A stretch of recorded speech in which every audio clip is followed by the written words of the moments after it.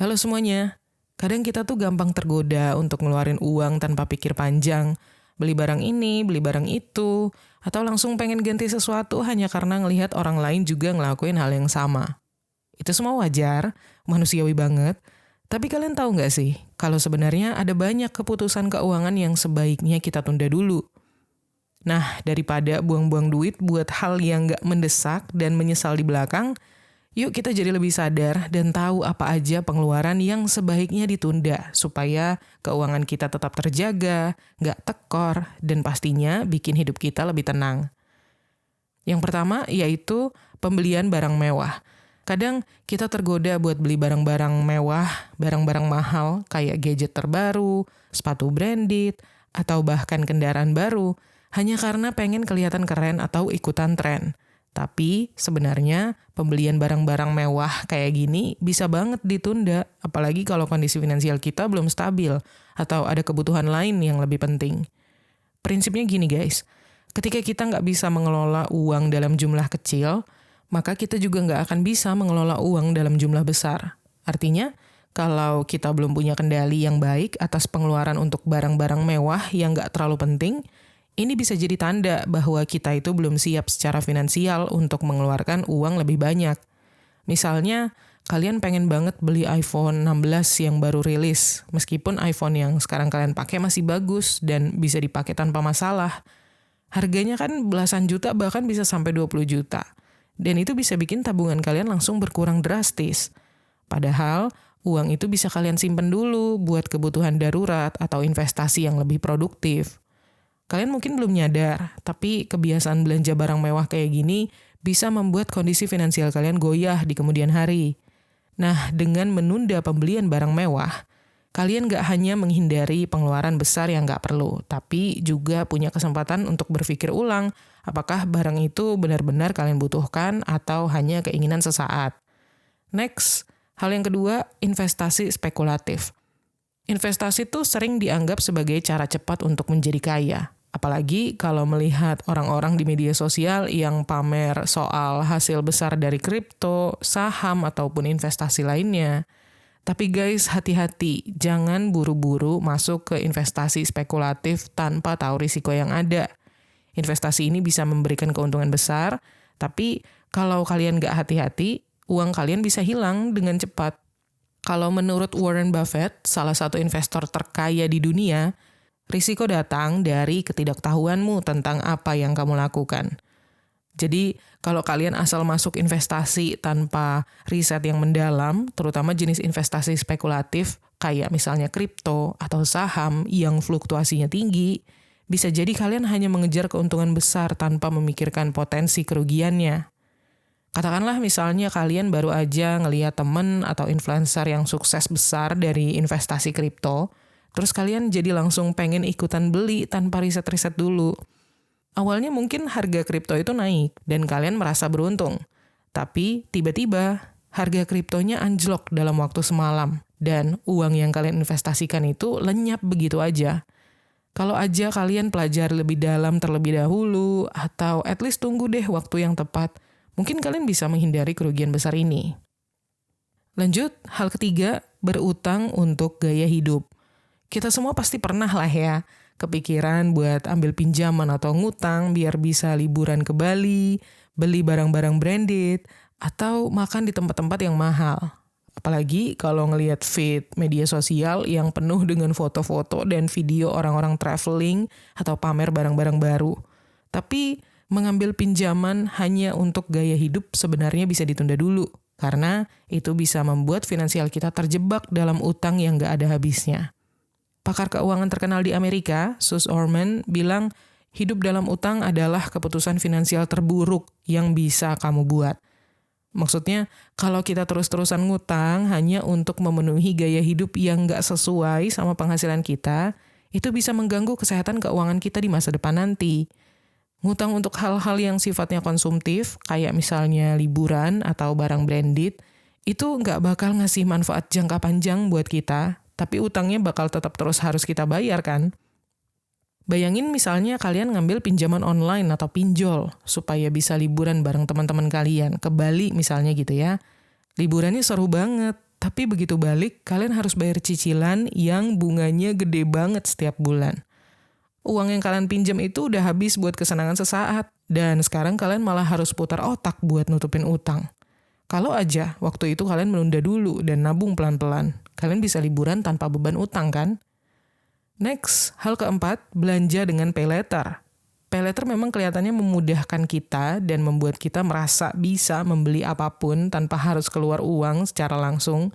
Tapi kalau kita nggak hati-hati, ini bisa jadi jebakan yang membuat kita boros dan akhirnya kewalahan membayar di kemudian hari. Menggunakan pay later itu bisa memberikan kenyamanan instan memang, tapi seringkali kebanyakan dari kita jadi terlena dan akhirnya belanja lebih banyak dari yang seharusnya. Betul, sistem pay later itu praktis, tapi bahayanya adalah kita bisa kehilangan kendali atas pengeluaran. Dan barang-barang yang kita beli dengan pay later itu seringkali bukan kebutuhan mendesak, hanya keinginan sesaat. Misalnya nih, kalian lagi scroll e-commerce dan nemu sepatu yang udah lama banget kalian incar. Karena ada opsi pay later, kalian langsung check out, padahal tabungan kalian sebenarnya belum cukup. Akhirnya, kalian jadi punya cicilan bulanan yang nambah beban keuangan. Kalau aja kalian memutuskan untuk menunda pembelian itu sampai punya uang cukup, kalian bisa beli itu tanpa pusing mikirin bayar cicilan di bulan-bulan berikutnya. Lanjut, hal kelima, belanja besar tanpa perencanaan. Beli barang-barang besar kayak misalnya mobil, rumah, atau bahkan barang elektronik mahal kayak smart TV gitu ya, itu memang bisa bikin kita ngerasa puas. Tapi, kalau kita nggak punya rencana keuangan yang jelas, belanja besar ini bisa membuat anggaran kita kacau. Pakar keuangan Ramit Sethi dalam bukunya I Will Teach You to Be Rich bilang kayak gini, jangan lakukan pembelian besar tanpa rencana, karena itu bisa mengganggu stabilitas finansialmu dalam jangka panjang. Pembelian besar kayak rumah atau mobil, itu butuh perhitungan yang matang. Gak bisa asal beli hanya karena ada diskon atau godaan untuk punya sesuatu yang baru. Sebagai contoh nih, misalnya kalian kepikiran untuk ganti kendaraan yang lebih keren. Meskipun kendaraan yang kalian pakai sekarang, mau itu mobil atau motor, itu masih oke banget dan gak ada masalah. Karena kalian ngelihat promo di showroom atau di media sosial gitu ya, kalian tergoda untuk ambil kredit kendaraan baru. Tapi setelah itu, kalian mulai ngerasa tertekan karena cicilannya ternyata lebih besar dari yang kalian perkirakan. Dan anggaran bulanan kalian jadi kacau. Seandainya aja kalian tunda dulu dan merencanakan pembelian itu dengan lebih matang, mungkin kalian nggak akan kerepotan di kemudian hari. Next, hal keenam, mengambil kredit tanpa pertimbangan. Mengambil kredit atau cicilan itu memang kelihatan jadi solusi instan ya untuk membeli barang mahal kayak motor, mobil, ataupun gadget. Tapi kalau kalian nggak mempertimbangkan matang-matang rasio utang terhadap pendapatan kalian, lagi-lagi ini bisa jadi bumerang yang bikin keuangan kalian berantakan. Menurut seorang konsultan keuangan terkenal di Amerika, Dave Ramsey, hidup dengan utang berarti mengorbankan kebebasan finansial masa depan untuk kenikmatan sesaat. Kalau rasio utang kalian udah terlalu tinggi nih, mengambil kredit lagi itu hanya akan menambah tekanan keuangan di masa depan. Rasio utang yang sehat itu biasanya nggak lebih dari 30% dari total pendapatan bulanan kalian. Jadi, kalau cicilan kalian udah mendekati angka itu, mending kalian tunda dulu deh mengambil kredit baru. Misalnya, kalian punya cicilan motor dan gadget yang totalnya udah habis 25% dari gaji bulanan kalian. Lalu, kalian pengen ambil kredit mobil baru dan rasio utang kalian bakal naik sampai 40%. Di bulan-bulan berikutnya, kalian mulai merasa berat karena sebagian besar gaji cuman buat bayar utang. Nah, kalau kalian tunda dulu keinginan untuk ambil kredit mobil ini sampai cicilan lainnya lunas, kalian bakal lebih nyaman dan tenang secara finansial. Lanjut, hal yang ketujuh, belanja impulsif. Kita sering banget terbawa suasana saat lagi ngelihat diskon atau promo menarik di e-commerce atau di media sosial gitu ya. Tanpa mikir panjang, kita langsung check out meskipun nggak terlalu butuh-butuh banget. Belanja impulsif seperti ini bisa membuat keuangan kita cepat bocor. Makanya sebaiknya tunda dulu dan kasih jeda waktu untuk berpikir sebelum beli. Kebanyakan belanja impulsif itu kita lakukan karena dorongan emosi guys, bukan kebutuhan yang sebenarnya. Makanya Penting banget untuk memberikan diri kita sendiri jeda waktu 24 jam seenggaknya sebelum memutuskan untuk membeli sesuatu, terutama kalau harganya cukup mahal. Ini bisa bantu kita mempertimbangkan lagi apakah barang itu benar-benar kita butuhkan atau cuman impulsif keinginan sesaat. Misalnya kalian lagi scroll medsos dan ngeliat ada baju yang bagus dan itu lagi diskon. Kalian langsung klik beli karena takut diskonnya keburu habis, padahal kalian udah punya baju yang mirip sama baju itu. Dan nanti setelah barangnya datang, kalian baru sadar kalau ternyata kalian gak terlalu butuh baju itu. Dan malah nyesel karena udah ngeluarin uang. Seandainya kalian ambil waktu buat mikir-mikir dulu, mungkin kalian bisa hemat uang dan fokus beli barang yang benar-benar penting. Next, hal yang ke-8, pengeluaran untuk hobi mahal. Hobi memang penting untuk membuat hidup kita lebih seimbang dan bahagia. Tapi, kalau hobi kita melibatkan pengeluaran besar kayak misalnya koleksi kamera, alat musik yang mahal, atau motor sport gitu ya, itu sebaiknya kita tunda dulu kalau kondisi keuangan kita memang belum stabil. Menghabiskan uang untuk hobi tanpa memastikan stabilitas keuangan bisa menyebabkan stres finansial di kemudian hari. Hobi yang mahal itu bisa jadi lubang besar di anggaran kita, terutama kalau ada kebutuhan lain yang mendesak, misalnya kayak bayar cicilan atau menyiapkan dana darurat. Katakanlah, misalnya kalian hobi banget main game dan kepikiran buat upgrade PC gaming dengan spek tinggi yang harganya sampai puluhan juta. Padahal, PC yang kalian punya sekarang itu masih bisa dipakai buat main game, gak ada masalah, fine-fine aja.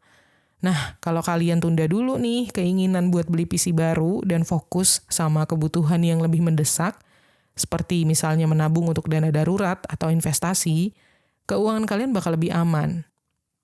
Lanjut, hal yang ke-9, menambah utang untuk konsumsi. Banyak dari kita nih kadang ngerasa kepepet buat menambah utang biar bisa memenuhi kebutuhan konsumtif, misalnya belanja fashion, gadget baru, atau bahkan sekadar buat makan enak.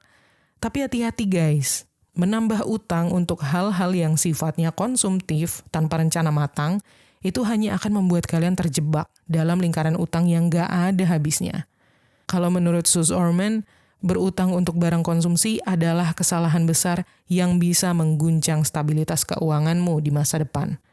Jadi, kalau kalian menambah utang hanya untuk keperluan yang sebenarnya gak mendesak itu, artinya kalian mengorbankan masa depan finansial kalian sendiri untuk kepuasan sementara hari ini. Kalian harus ingat guys, utang yang diambil untuk konsumsi itu nggak memberikan nilai jangka panjang. Beda ya dengan utang produktif, seperti misalnya untuk modal usaha atau pendidikan. Sebagai contoh, misalnya kalian lagi pengen banget beli gadget baru yang sebenarnya nggak terlalu kalian butuhkan, tapi kalian tetap ambil cicilan atau pay later buat beli itu. Akhirnya apa? Dalam beberapa bulan ke depan, tagihan menumpuk dan kalian malah kesulitan menutupi cicilan-cicilan itu. Kalau aja kalian bisa tunda dulu pembelian itu dan fokus membayar utang yang udah ada, kalian bisa lebih tenang secara finansial dan gak keteteran dengan cicilan. Next, hal yang ke-10, pengeluaran yang tidak terukur. Seringkali kita gak sadar kalau kebiasaan kecil kayak makan di luar setiap hari, nongkrong-nongkrong di kafe, atau beli kopi mahal setiap pagi, itu bisa bikin pengeluaran kita membengkak tanpa terasa. Kalau kondisi keuangan kalian lagi nggak stabil nih, pengeluaran yang kayak gini mending ditunda dulu aja supaya anggaran kalian tetap aman. Pengeluaran kecil yang dilakukan terus-menerus tanpa perhitungan bisa menjadi penyebab utama kebocoran anggaran. Hal ini sering disebut sebagai latte factor, di mana kebiasaan kecil yang kelihatannya sepele, kayak beli kopi setiap hari, sebenarnya bisa menggerus keuangan secara signifikan dalam jangka panjang. Jadi, lebih baik tunda dulu pengeluaran untuk hal-hal yang nggak benar-benar penting, terutama kalau kondisi keuangan lagi kurang sehat. Katakanlah kalian punya kebiasaan nongkrong di kafe setiap hari sepulang kerja. Sekilas pengeluaran kalian buat kopi dan makan cemilan di kafe itu kelihatan kecil, tapi kalau dijumlahin, dalam sebulan kalian bisa habis ratusan ribu bahkan sampai jutaan. Nah, kalau kondisi keuangan kalian lagi nggak bagus, lagi ketat, mending tunda dulu deh kebiasaan nongkrong kayak gitu dan mulai masak atau bikin kopi di rumah aja. Sehingga pengeluaran bulanan kalian bisa lebih terkontrol dan uangnya bisa kalian tabung atau alokasikan buat kebutuhan lain. Lanjut, hal ke-11, pengeluaran untuk renovasi besar. Renovasi rumah itu memang bisa bikin tempat tinggal kita jadi makin nyaman dan kelihatan fresh gitu ya. Tapi kalau rumah masih dalam keadaan kondisi layak huni dan renovasinya nggak mendesak, sebaiknya tunda dulu aja deh. Pengeluaran untuk renovasi itu bisa besar banget, dan kalau nggak benar-benar butuh, mending alokasikan dananya untuk yang lebih penting dulu. Melakukan renovasi rumah tanpa dana yang memadai bisa membuat kalian terjebak dalam utang atau menguras tabungan darurat kalian. Renovasi besar itu kan bisa memakan biaya yang nggak sedikit, dan seringkali biayanya malah membengkak gara-gara ada hal-hal yang nggak terduga di tengah-tengah proses. Jadi, kalau keuangan kalian belum terlalu stabil atau renovasinya itu nggak terlalu penting, mending tunda dulu sampai kalian punya dana cadangan yang cukup atau renovasi itu benar-benar jadi prioritas. Misalnya nih, kalian pengen banget renovasi dapur supaya kelihatan lebih modern. Padahal dapur yang ada sekarang itu masih fungsional dan nggak ada masalah besar. Di sisi lain, kalian belum punya tabungan yang cukup untuk renovasi. Dan kalau maksa, kalian bakal harus ngambil kredit atau nguras dana darurat kalian. Seandainya kalian tunda dulu rencana renovasi ini sampai kalian punya cukup uang, nanti kalian nggak perlu cemas soal utang atau biaya nggak terduga yang tiba-tiba muncul di tengah jalan. Next, hal ke-12, membuka bisnis tanpa riset matang. Buka bisnis tanpa riset yang mendalam itu bisa jadi masalah loh. Kadang kita kebawa semangat karena melihat peluang yang kelihatannya menjanjikan atau karena pengaruh orang lain yang udah sukses. Tapi kalau nggak ada perencanaan yang matang, bisnis bisa berisiko gagal dan malah bikin kita rugi. Sebuah bisnis yang gagal di awal itu biasanya karena kurang perencanaan dan riset yang memadai. Membuka bisnis tanpa paham benar soal pasar, soal kebutuhan konsumen, ataupun kekuatan kompetitor, itu semua bisa bikin kita kebingungan di tengah jalan. Bisa menjadi pondasi kuat untuk memastikan bisnis itu nggak hanya berjalan, tapi juga menguntungkan dalam jangka panjang. Sebagai contoh, kalian melihat teman kalian ada yang sukses jualan baju online, terus kalian pengen ikutan buka toko yang sama tanpa riset lebih lanjut. Kalian ambil banyak barang dari supplier, tapi ternyata kalian salah target market atau produk yang kalian jual udah terlalu banyak saingannya. Akhirnya, stok barang kalian menumpuk dan penjualan pun nggak jalan. Kalau aja kalian ambil waktu untuk riset dulu, seperti menganalisis kebutuhan konsumen dan kompetisi di pasar, kalian bisa lebih siap dan bisnis pun punya peluang lebih besar untuk sukses. Next, hal ke-13, investasi dalam barang-barang mewah, kayak misalnya koleksi barang antik. Barang-barang mewah seperti koleksi seni, perhiasan, atau barang antik, itu semua memang sering dianggap sebagai investasi yang berpotensi besar ya. Tapi kalau kondisi finansial belum stabil atau modal kalian belum kuat, sebaiknya tunda dulu investasi yang kayak gini. Investasi dalam barang mewah itu membutuhkan pengetahuan khusus dan modal yang besar, sehingga berisiko tinggi bagi investor yang belum siap. Barang-barang mewah cenderung punya pasar yang sempit dan harga yang bisa fluktuatif. Jadi, kalau kalian belum punya modal cukup atau pengetahuan mendalam soal barang tersebut, sebaiknya fokus dulu aja ke instrumen investasi yang lebih aman, kayak saham atau reksadana. Sebagai contoh ya, katakanlah misalnya kalian itu punya uang yang lumayan banyak dan tertarik untuk beli barang antik karena melihat teman kalian dapat untung besar dari jual beli barang antik. Tapi, karena kalian kurang pengetahuan soal pasar barang antik, kalian beli barang yang ternyata nggak begitu bernilai atau susah dijual lagi. Akhirnya, modal kalian ketahan di barang yang nilainya nggak berkembang. Kalau kalian tunda dulu dan pelajari lebih lanjut tentang pasar investasi barang mewah, kerugian kayak gini bisa kalian hindari, guys. Lanjut, hal ke-14, ganti kendaraan tanpa alasan yang jelas. Kadang kita tuh suka kebawa tren untuk ganti kendaraan, apalagi kalau ada model terbaru yang kelihatannya lebih keren atau lebih canggih dari yang udah kita punya. Tapi, Kalau kendaraan kita masih bagus dan masih bisa dipakai dengan nyaman, sebenarnya nggak ada alasan yang kuat untuk buru-buru ganti. Ini bahkan justru bisa jadi pengeluaran besar yang nggak perlu. Terlalu sering menggonta-ganti kendaraan, terutama tanpa alasan fungsional, bisa menguras keuangan lebih cepat daripada yang kita sadari. Sebuah mobil atau motor sebaiknya diganti hanya jika memang sudah tidak memenuhi kebutuhan atau biaya perawatannya jauh lebih besar dari harga kendaraan baru. Kalau kita ganti kendaraan hanya karena ingin ikut-ikutan tren atau model baru, itu sama aja kayak kita ngeluarin uang yang besar tanpa mendapatkan manfaat yang sebanding. Kecuali nih kendaraan kita udah sering rusak dan perawatannya mahal banget, sebaiknya kita tunda dulu rencana mengganti kendaraan. Misalnya kalian punya motor yang masih bagus dan masih bisa dipakai tanpa masalah. Tapi karena ada motor baru yang tampilannya lebih keren dan banyak fitur baru, kalian tergiur buat ganti.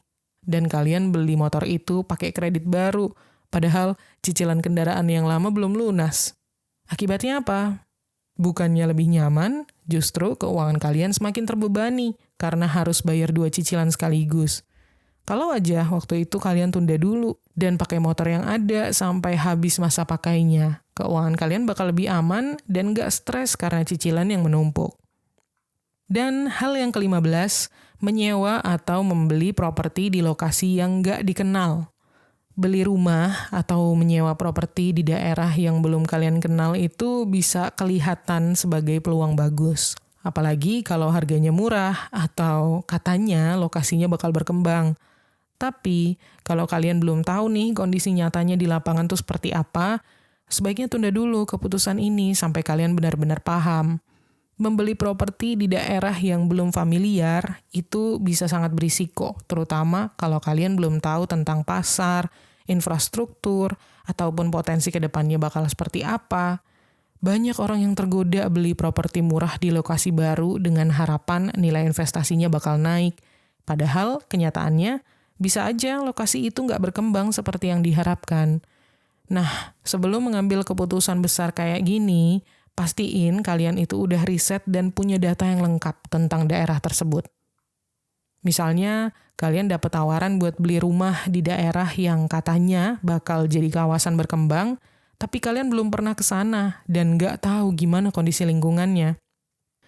Kalian buru-buru beli karena takut harganya naik, tapi ternyata setelah beberapa bulan, pembangunan di daerah itu lambat banget dan aksesnya sulit. Akibatnya, rumah kalian jadi susah dijual lagi ataupun disewakan. Dan kalian terjebak dengan properti yang nilainya nggak naik sesuai harapan. Kalau aja kalian tunda dulu buat riset lebih lanjut, kalian bisa menghindari kerugian ini dan investasinya jadi lebih aman. Jadi guys, dari 15 hal tadi, kita bisa melihat bahwa nggak semua keinginan harus langsung dipenuhi. Ada kalanya kita itu perlu berpikir lebih panjang, tanya ke diri sendiri, apakah ini memang kebutuhan sekarang atau bisa ditunda? Dengan menunda keputusan-keputusan yang kurang penting, kita bisa mengatur prioritas keuangan dengan lebih baik, fokus menabung, dan bikin masa depan finansial yang lebih stabil. Yuk, mulai bijak ngatur keuangan dari sekarang. Karena terkadang, menunda itu justru langkah paling tepat buat kalian yang mau punya masa depan finansial yang lebih sejahtera. Oke, segitu dulu video kali ini. Semoga bermanfaat dan terima kasih ya udah nonton. Klik tombol like dan subscribe kalau kalian suka video ini. Dan sampai ketemu lagi di tips menuju kekayaan berikutnya.